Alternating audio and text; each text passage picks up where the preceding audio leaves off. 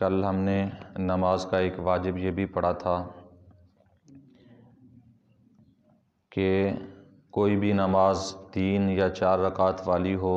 اس کی 2 رکعت کے بعد بیٹھنا بھی واجب ہے، اور اس کے اندر اتحیات پڑھنا بھی واجب ہے، اور اتحیات سے آگے کچھ نہ پڑھنا یہ بھی واجب ہے۔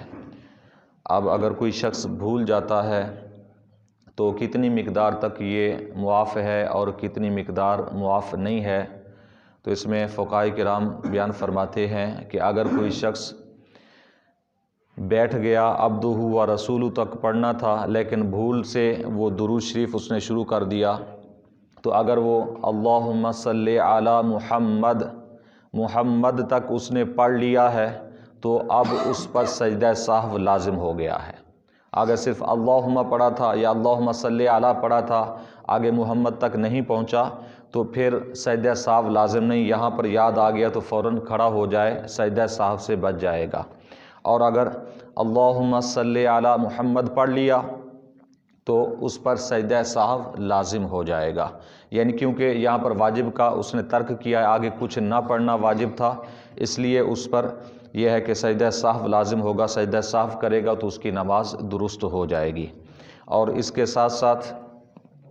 قرات کے حوالے سے کہ جہری نمازوں کے اندر جہری قرات کرنا یہ واجب ہے، سری کے اندر سری قرات کرنا واجب ہے، یعنی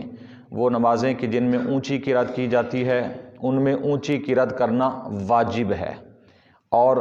آہستہ کے اندر آہستہ پڑھنا واجب ہے، جیسا کہ ظہر کی ہے نماز، عصر کی نماز، اس کے اندر سری یعنی آہستہ پڑھنا یہ واجب ہے۔ اگر کسی نے بھول سے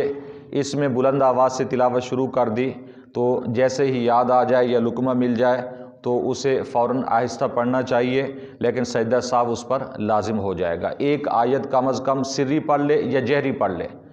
یعنی سری کے اندر کہ جہاں پر جہری پڑھنی تھی اس نے سری پڑھ لی، اور سری کے اندر جہاں جہری پڑھنی تھی سری پڑھ لی، ایک آیت اگر اس نے اس حالت میں پڑھ لی تو سجدہ سہو اس پر لازم ہو جائے گا۔ اور مغرب کی نماز، عشاء کی نماز، فجر کی نماز، جمعہ کی نماز، عیدین کی نماز، ان کے اندر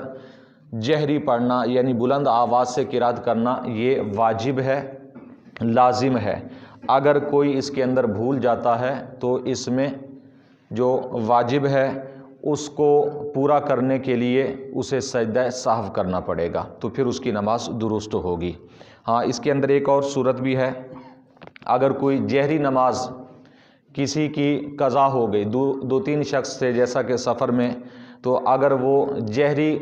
جماعت کے ساتھ قضا کر رہے ہیں، یعنی قضا بھی جماعت کے ساتھ ہو سکتی ہے، اس میں کوئی حرج نہیں ہے۔ اگر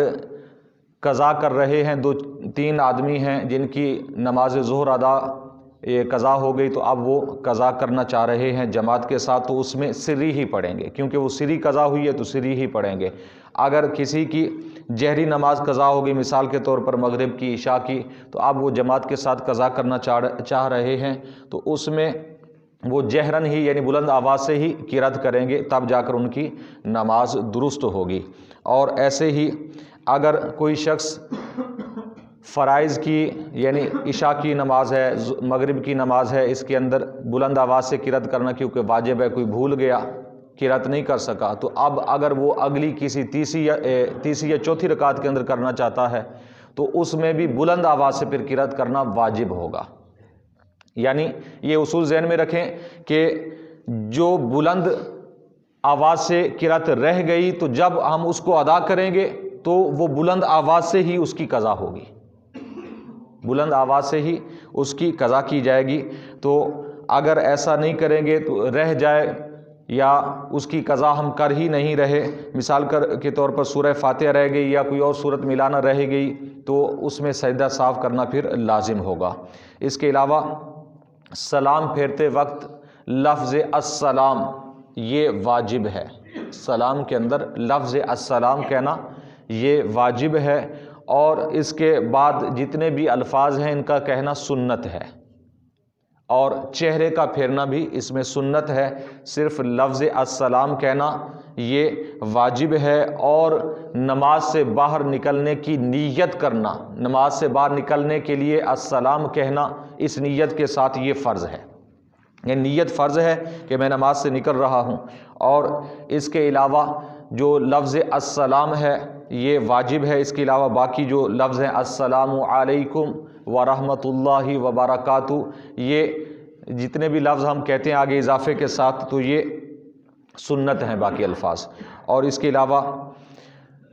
وطر کے اندر دعائے قنوت پڑھنا یہ بھی واجب ہے، اور وطر کے لیے دعائے قنوت کے لیے وطر کے اندر جو ہم تکبیر کہتے ہیں اللہ اکبر کہہ کر پھر ہم دعائے قنوت پڑھتے ہیں، یہ تکبیر بھی کہنا واجب ہے اور دعا پڑھنا بھی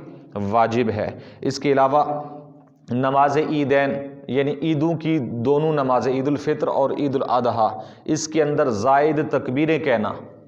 یہ بھی یعنی تین تین تکبیریں جو ہم زائد کہتے ہیں یہ واجب ہیں یعنی ضروری ہیں۔ اور دوسری رکعت کے اندر، عید نماز کی دوسری رکعت کے اندر رکوع کی تکبیر بھی واجب ہے۔ باقی تکبیریں جتنی بھی ہیں یہ آگے آ رہی ہے، اس کی وضاحت، یہ سنت ہیں۔ صرف عید کی نماز کی دوسری رکعت کی تکبیر رکوع کی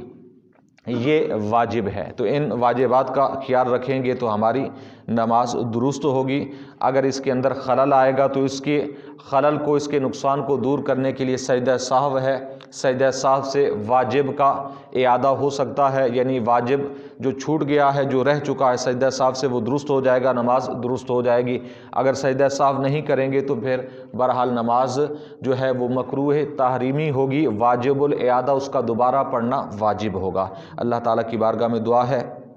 کہ نبی کریم صلی اللہ علیہ وسلم کے وسیلہ سے ہم سب کو علم دین سیکھنے کی، سمجھنے کی، عمل کی توفیق عطا فرمائے۔ آمین بجاہ النبی الامین وما علیہ